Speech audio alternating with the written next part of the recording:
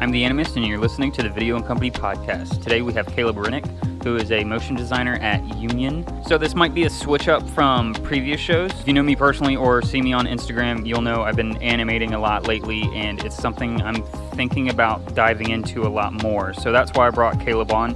We talk about studios that we like and animation styles that we're into, what it's like to work as a motion designer at an agency, as well as the differences between 2D and 3D animation. Real briefly, tell everyone who you are and what you do right now. So my name is Caleb Roenigk, and right now I am a motion designer, really close to the senior title, not quite yet though, at Union, which is a digital marketing agency in Charlotte. So how did you get there? Did you start off in design, or did you always have kind of like an animation background? I think I knew from the moment I was in kindergarten that I wanted to work with computers. We had like computers at our school that had kid pics on them, and like I used kid pics once and I just like fell in love with computers, and I was like, I don't know what, but I love computers. And I knew from that moment on that I wanted to do computer stuff. I thought I might want to do engineering when I was in high school, but then like fast forward, I kind of was like getting ready to apply for college, and I was like, I'm really more interested in the art aspect of like computing. So like maybe let me try something like that. So I ended up kind of going for a program for digital media at UNC Charlotte. And then as I was there, I was like, I also had an interest in graphic design. So I kind of broadened my degree to be a double concentration in both digital media and graphic design, and ended up graduating with both of those. And then from there, it was just like a straight shot into like a motion designer job pretty much right off the bat. I had in our like sophomore year, when I kind of like found our animation class and kind of like really started to realize like that's what I wanted to do more specifically with the computer was animation. That was when I was like, I introduced to a man named Ron, who owned a business or co-owned a business with Albert named My Jive, which was kind of like this small, scrappy startup agency in Charlotte. And so I had already kind of like known about them. And then the moment I got out of college, I was like, I want to go work there, like no matter what. So I didn't even like apply. It was pretty stupid. I didn't even apply to anywhere else to work. I went straight there, and I was like, I would like to have a job with y'all. I know I want to work here. I'm going to work here. Like what's it going to take to get me in the door? And they were just like, all right, you're hired. So I got hired in this internship position. And then they had a designer that was there I was kind of like interning under, and I was doing some motion stuff, but not a ton. And then she left, and so they suddenly needed like me to take on more hours and do some more of her design work, but I was like still an intern. So at that point I was kind of like moved up to an independent contractor. And then from there, My Jive was actually acquired by Union. And then I was kind of an intern / independent contractor there for a little while longer. And then eventually I was like offered a motion designer position, and I've been there ever since. That's awesome. Yeah. That's such a foreign career path from people I hear, because it's like it takes so long to get to the place that you want to. But I do feel like I've heard a similar story where someone like got out of school and they went directly to where they want to work, and they're like, I'm going to work here. And so that's awesome. And I guess we'll probably touch on this like a little more in depth later. I've just been trying to get all the like details out early so people can feel if they can relate to guests and stuff. Yeah. So like, what kind of programs are you using for your work? Yeah, I mean, I'm pretty heavily in After Effects. Like, After Effects is definitely my big go-to, at least on the like 2D and just the general animation side. Like right after that, it's probably like Illustrator, and then a close third with Photoshop. I'm definitely more of an Illustrator person. I feel like everybody's either an Illustrator or a Photoshop person, and they do one or the other, and then they hate the other one. I kind of like them both, but I definitely prefer Illustrator more, just because there's like a lot more tools to kind of go between After Effects and Illustrator way more fluidly than there is for Photoshop. So that's just kind of why I like that. And I also kind of like a style that I can reach in Illustrator that I just can't always get in Photoshop.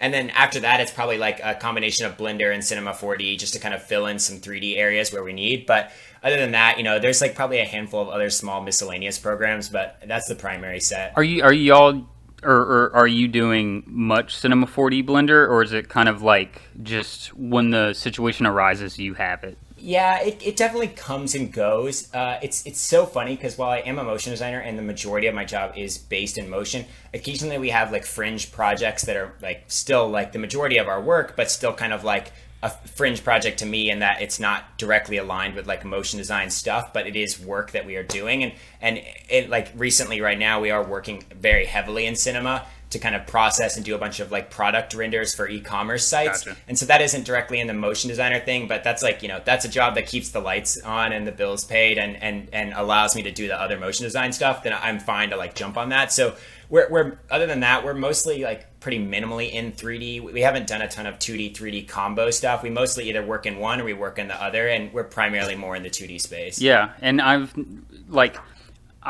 been animating for a couple of years, but just recently started gravitating more of like, maybe this is something I should do more of, because people say like you should dive into that more. And I've noticed that animators are like, don't like it when we put 2D and 3D together, and I kind of understand it, is because those two formats don't necessarily commute all that well. But But yeah, Cinema 4D's a big deal. I didn't know you did that, so that's super cool. Cause, and then, am I a weirdo because like I do all my design in After Effects?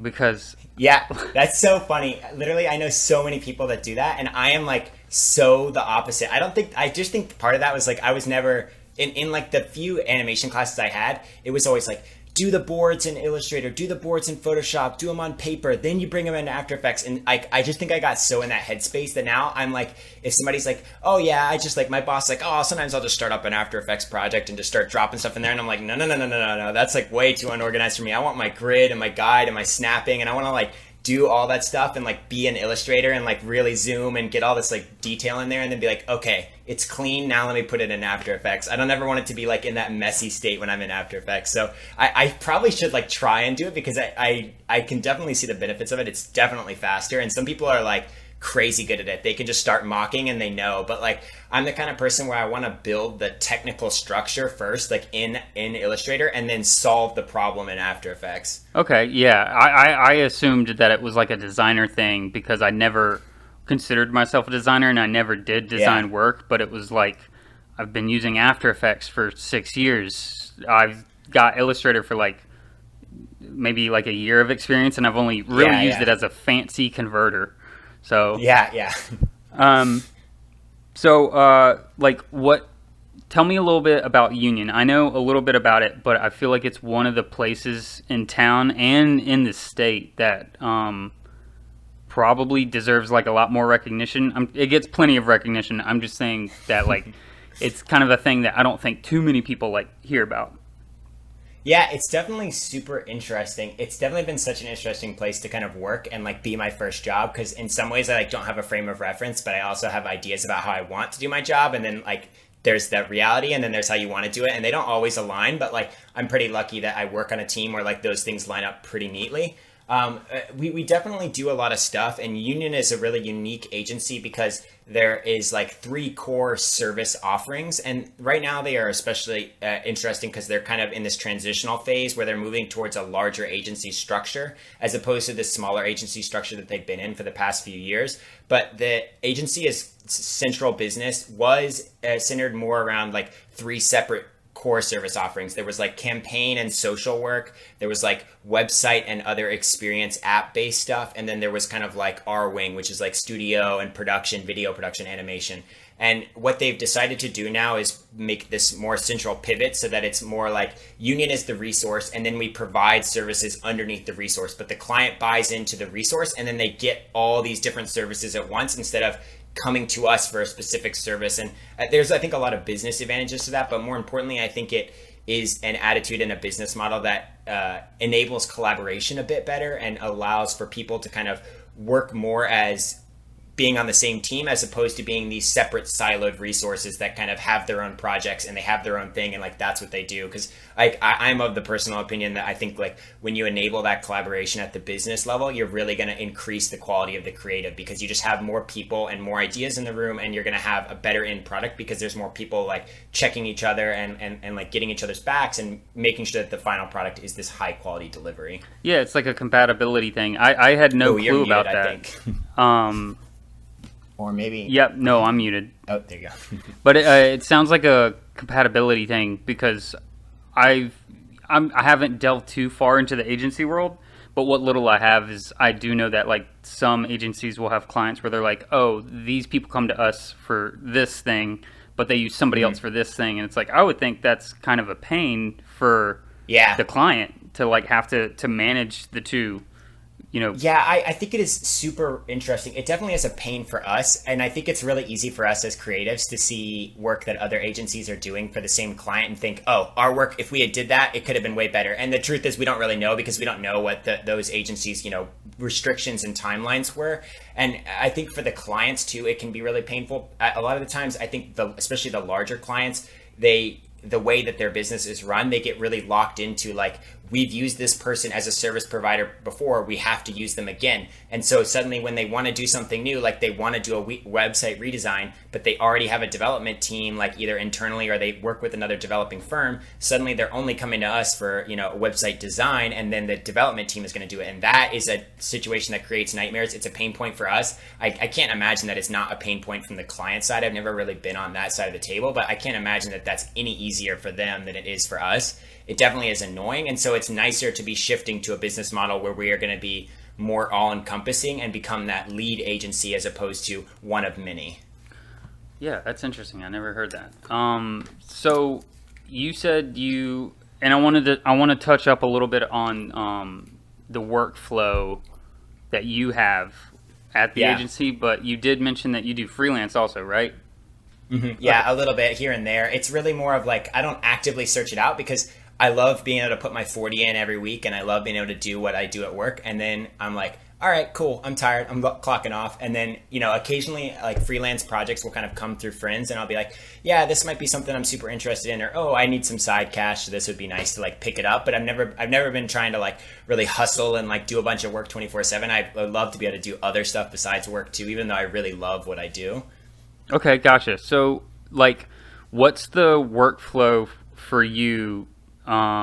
Because, like I said, I've been in the film world for over 8 years, and I've animated because it was something that a client asked, and I learned it, and so I don't.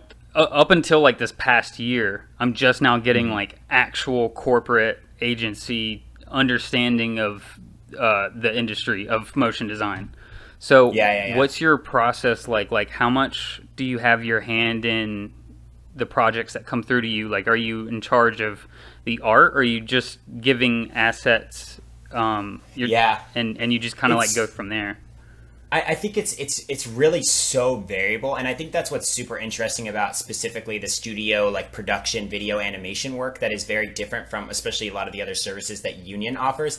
The other services that Union offers are interesting because they're all very like, we need X, Y, and Z, and we will generate, A, B, and C. For studio, it's more like, what does the client have? What does the client want? What do we need to do? And like, what do we need to do to accomplish what we need to do? And so every project is super variable, but in general, we try and be in charge of as much of the creative process as possible because it just gives us more freedom. It gives us more choice, and it lets us do things quicker internally. Like when we have to wait for a client to approve copy or to give us a script, and then we have to work with the script that the client's given us, that's going to compromise, or that's going to really tamper with the creative vision, because if the client is the one writing the script, we have to be able to fit what the client's vision is into our own schedules, instead of being like, we think that this is the most effective way to communicate this. Here's a script, client. It's like the client's like, all right, here's the script that like we crapped out in a day, and like you guys just like take it and go. And usually that's like a massage process for us, but we are pretty good about being in charge of things like the art a lot. So usually bare minimum, we're in charge of like boards, high level concept, and then like execution. And there are many times where we may get the client to provide a number of assets to kind of assist whatever we're building, whether it's like a video with a lot of text animation and the client's providing some assets, we might be shooting some assets and combining them all together. And then we try and be in charge of the script as much as possible. That's like a really big pain point for us, because it just sucks to have somebody else write a script that you don't know. And we have really fluent and good copywriters internally at Union, so it's more, I guess, helpful for us to kind of have them tackle those scripts, and it just gives us more control. But so but you specifically, like do they come to you? Let's say it's a client that doesn't have anything. They might have like a logo and they might have a website or whatever, but like they never had like a branding strategy type thing going on. So they're like, as long as you have our font the right way, you can do whatever you want. Like how is the process with you specifically with like the art and the direction and the style? Yeah, that's a really good question. So generally what happens is like when we have that initial meeting where we're like, hey client, like we have a list of things we might want. Like we might want the logo. We might want to see if they have a brand standard. We basically just go down the checklist and ask the client for those things. They give us whatever they have of that checklist.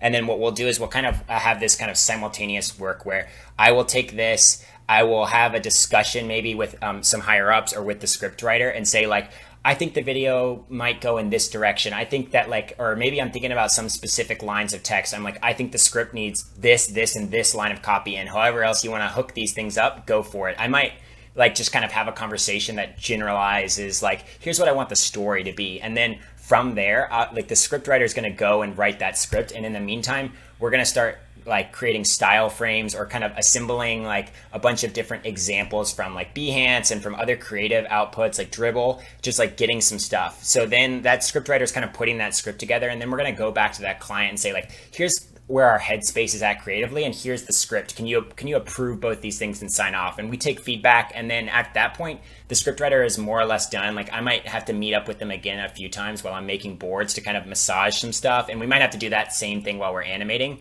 But after that point, it's like it's pretty much on me. So then it's just like I take the style frames, I'm transitioning to that into something that works for the client and creating boards, and then from there we'll take the boards and we'll start to animate, and then we're basically done. That's pretty efficient. Yeah. I always feel terrible when like I send in like the Previz or like, you know, the inspiration and stuff, and generally it's like the time that passes for them to like okay it, I'm like, I've already like made it better, and it's like, do I go with the old stuff or do I go with the new stuff? I don't know what to do.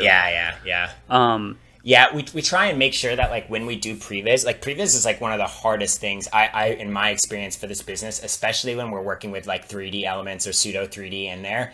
And it's just because like we're used to like as creatives seeing wireframes or like seeing like really like just, you know, viewport renders and being like, oh, I know what that's going to look like. I can trust that this is going to look a certain way. The client has like no ability to have that kind of creative imagination, which is why they're coming to us in the first place. So when we try and show them this, because a render of a single frame is going to take 4 minutes and we don't have time to render 180 frames for them to sign off on an approval, it's like we come to them with the 3D Previz and they're like, I don't know what this is. It's gray. I don't like it. And it's like, well, yes, that's like the model view. Okay. Or whatever. Like that's the hardest part for us too. But we do try and be really like, because we are so based around like, here's a project we're signing with the client. We have hours that we have to use. Once we send that Previz, we just stop working. We're like, all right, no one does anything until we're approved, unless they're like, we're very confident the client's going to approve this. We might start doing some like skeleton roughing some boards in and stuff like that. But from the time Previz to the client approval, we try not to do any work because we're always worried about the client wanting to switch directions mid Previz or like anything like that. Yeah, that's smart. So let's switch it up a little to the more fun stuff. Like, how would you explain your style if you think you've found it? Because I know like, if you had asked me like 3 years ago, do you have a style? I would have been like, totally. And then try to explain it and it wouldn't be so cohesive. So if you think you found your style, what do you think it is? And like, where do you get a lot of your influence from that? That's like such a hard one, because I do feel like I feel like I sometimes know what my style or what I want my style to be, but I don't have enough experience because I'm so young and so like fresh in the industry that I haven't had a ton of experience to really like hone and refine that. I generally like, I know what I love and that's what I try and make my style, but I'm not sure that I've like really found it yet. I think definitely where I'm at stylistically is like, I love bold type, I love bold colors, and I love kind of like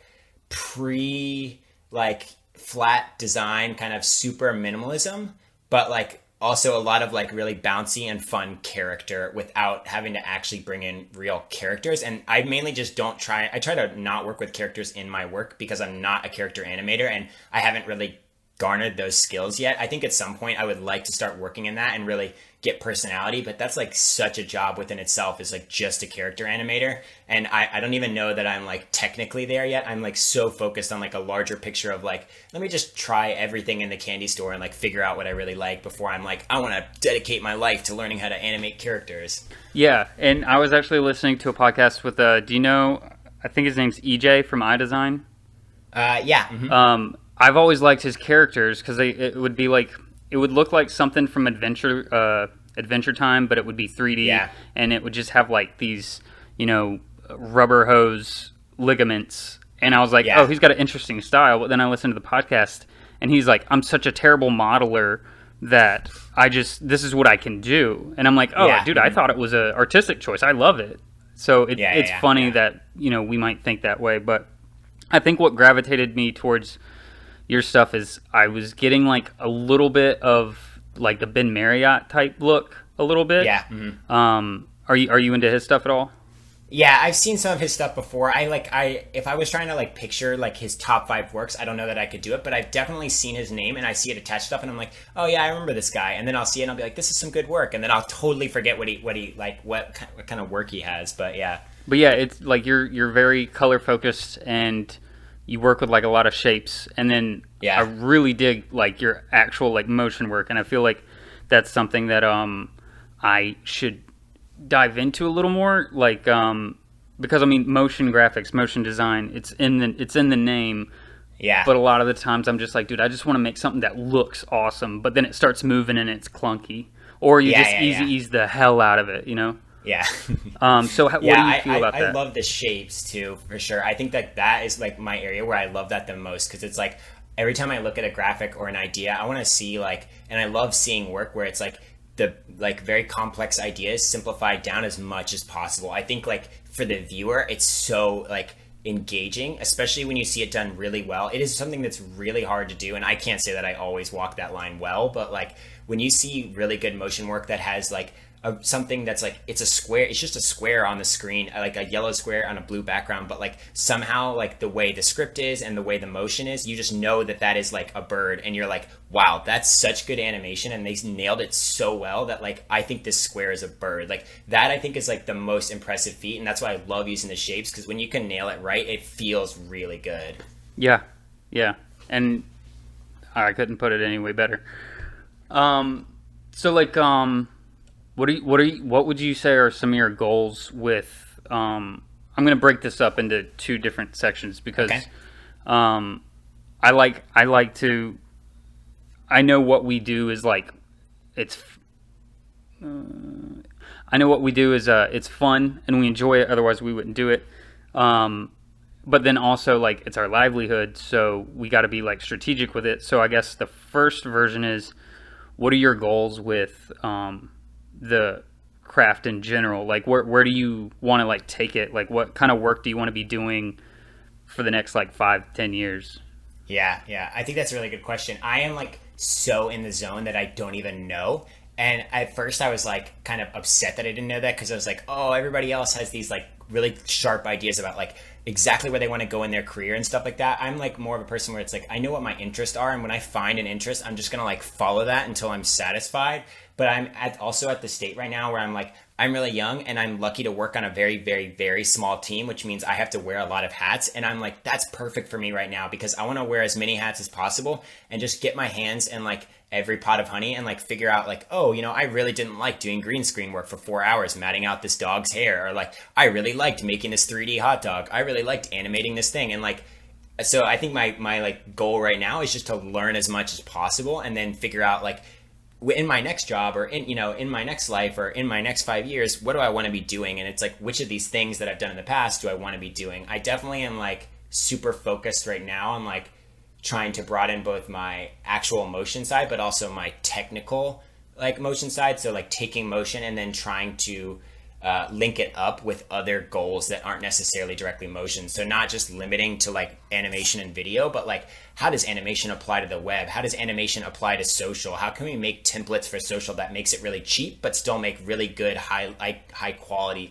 like motion graphics? And like, that's where I like super am right now, just because a lot of that's what our company needs right now. But also it's like, I'm super interested in like the logistics of like how motion connects to other like venues that the company is working in. Okay. So like do you feel like I guess the second part of the question really wouldn't make too much sense because if you're kind of like sounds like you're trying to like ride with the company for as long as you can, which is great. For sure. So like let me see what else we got. You mentioned Dribbble and Behance. I just started an account on Dribbble. And I haven't like gone too far into it. I've actually been using Pinterest for a lot of like influence and inspiration and stuff like that. I don't think a lot of people, especially listeners to this show, because it's like I said, it's video based, and I'm trying to like kind of take it to animation because that's where I'm going. And so, what could you explain like Dribbble and Behance to people that don't know what it is?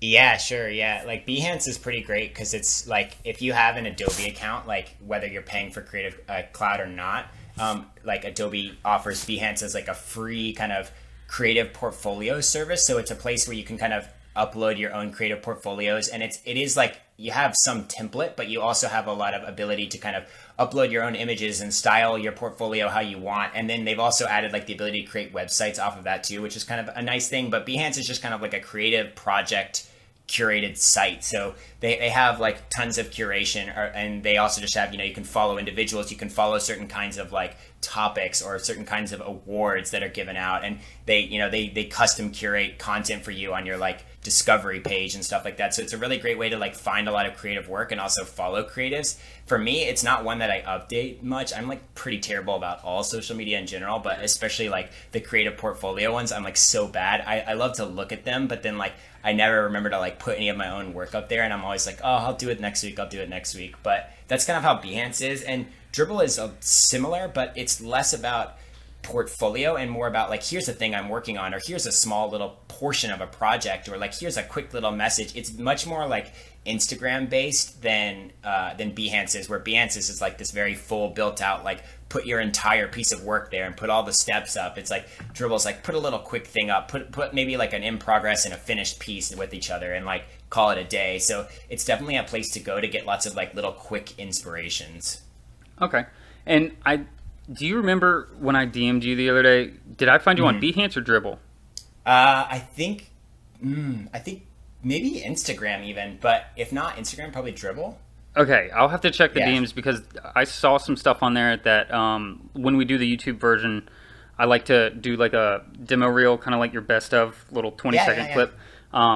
Do you still have like copies of everything that you've like uploaded on there? Yeah, okay. I can find a lot of this stuff, or I can like, I think Dribble's kind of nice because you can pull a lot of the original files off too on the user end. So I can probably go back in and I can like pull basically anything you need. But okay, awesome. I just wanted to throw that in there before I forgot because I really liked some of the stuff on there. So are you interested in the Cinema 4D world at all? Is it kind of like a ends to a means for work? It's super interesting because I originally started in Blender when I was in high school. I had a birthday party and my friend I think forgot to get me a gift, but he was like, him and I would always like just hang out and play on the computer a lot. And one thing he was like, I didn't get you a gift, but I got you this, and he like showed me Blender, and like I like spent all of that night like rendering a light bulb, and it was like the world's shittiest rendering. But like that moment on, I was like really hooked on 3D for a while, and I spent like the next like 6 years like being like primarily focused in Blender, and I got like pretty decent at it. I did like a lot of little like kind of shitty stuff, but it was fun for me, and it was like something very different, especially because it was like that was kind of like before I knew too much about After Effects or anything. And then I kind of got really heavy into After Effects and I just stopped 3D, and it's definitely an area that I'm interested, but I feel like my mind works so much better in 2D. Like when I think about 3D, I'm like, I want to have 2D work that maybe has some like 3D elements or 3D accent pieces, but the primary work is done in 2D, and the 3D is just kind of layered in there. I do like the 3D and it's cool, but it is this level of technical complexity that really takes like a specific kind of mind to really get in there and do quickly. Like when I do 3D, I want to take my time and like do all the little different things and like do simulations and do all that cool stuff. And then it's like, if I want to get a project done quickly, that's like not the mindset I want to be in, because I'm just going to spend forever in 3D and not get anything done. I hear you. Totally. Yeah. Well, so I guess the last thing we can talk about is could you, or would you say there's like any motion designers, or it could be illustrators that just happen to kind of like be in the like closely aligned with the animation field? Like, would there be any like people that I should check out, or maybe listeners should check out to like kind of expand their view on like what design is? Because I was not too into 2D for the past couple years because I didn't see anybody doing anything cool. Or when I did see it, I was like, you can't animate that. Like, that's way too, like the way that's laid out, it's going to be difficult.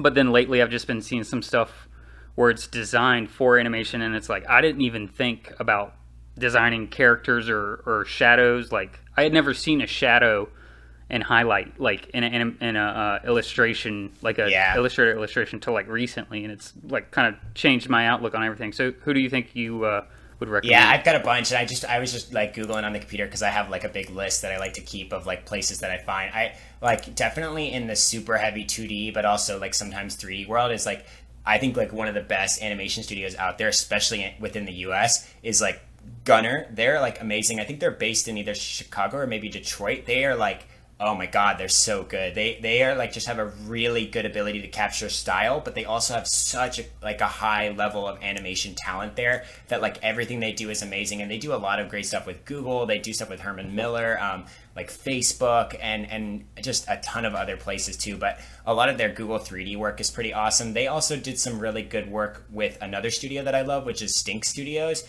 And Stink Studios is really interesting because they're more like, web and app and other kinds of like digital experiences based. So they're primarily kind of like developer driven, but they really are very creative people, and they have a lot of really great creatives there, and they work really hard to make sure that like motion can translate to that really technical level and like live on those web platforms. Because that is like so far, I think, from a lot of people's idea of traditional animation is just like, we make videos and that's it, and like videos go places. But like these people are out here like making like animated SVGs that like custom interact to users. Like that's where the future of like motion design is, because it's just like motion design doesn't have to be this like 2D video input output kind of thing. Like it can be this like much more interactive, like creative experience that is like, I think, way more fulfilling too for animators, because it's like, I mean, like that's the ultimate thing, is like making something come alive. So if you can make a user interact with something, like what's more alive than that? So I feel like that's like kind of where a lot of really great animation fields are kind of headed, just in the natural direction of trying to communicate better. I think. Oh, go ahead. Wouldn't that stuff be like kind of like coding animation? Yeah, it's interesting. I definitely think recently a lot of developers and a lot of animators too have been focused on this problem of, how do we take these like creatives that aren't necessarily super interested in coding, and how do we bring that creative and that coding into more of like a seamless integration, so that designers don't have to code to create good animation work. And like, I'm the kind of person where I'm actually very technical, and I do like do a little bit of coding on the side. But like, there are lots of really great tools like Lottie, which is like probably the biggest one, and that's like a free like open source library created by Airbnb, if you can believe it, like to kind of take animations directly from After Effects and put them on the web, and it's like all animated in web, like in SVG, and it's just like, it just works. It's like developers like put like a line or two of code, and it's just on the web, and like that stuff is like really, really powerful. And I think that's where like, at least I am like super interested, because like breaking down the barriers between development and design and animation, like that's a super interesting frontier for motion design. For sure. Yeah. I was going to say too, one of the other like studios that I really, really love is like Trollback.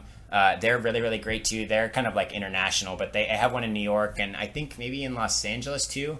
They do like tons of works. Like they just recently did the Fox rebrand. They do a lot of stuff with Apple. They do stuff with Google occasionally, and a lot of stuff with Nike. All of their work is always amazing, and all of their motion stuff is like, they do a lot more like branding and kind of like general purpose stuff and rebranding, but they also like almost always have like motion elements like combined with whatever they do, and they do like just such an awesome job at like any project they tackle.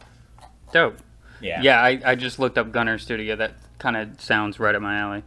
But I appreciate you coming on, man. Yeah, no problem. I'm glad to be on.